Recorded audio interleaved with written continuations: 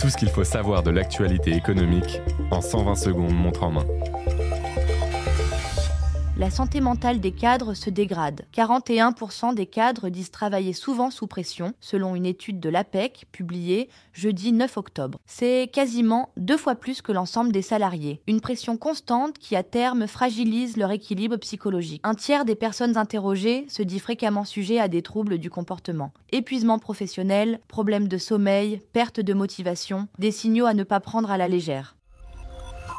Un nouveau placement pour soutenir la défense. Mardi 14 octobre, BPI France lance son fonds dédié au financement des entreprises du secteur de la défense. Accessible dès 500 €, ce produit dit de private equity promet un rendement visé de 8 à 10% par an. En contrepartie, l'argent est bloqué 5 ans minimum et le risque de perte en capital est élevé. Il pourrait être souscrit en direct ou via assurance vie ou PER.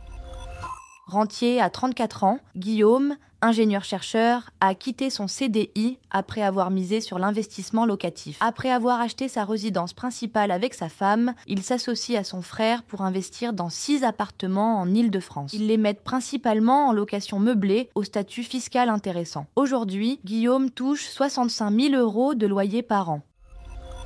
Doctolib, Back Market, Lydia, ces noms vous parlent ? Ce sont des licornes françaises, des startups qui valent plus d'1 milliard de dollars. La French Tech en compte aujourd'hui une trentaine, dans la santé, la finance ou l'IA. Mistral AI, par exemple, a été lancé en 2023 et est déjà valorisé plus de 11 milliards d'euros. Capital vous fait découvrir ces startups pleines de promesses.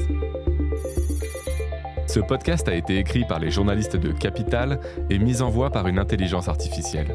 Abonnez-vous sur votre plateforme habituelle pour écouter chaque épisode dès sa sortie.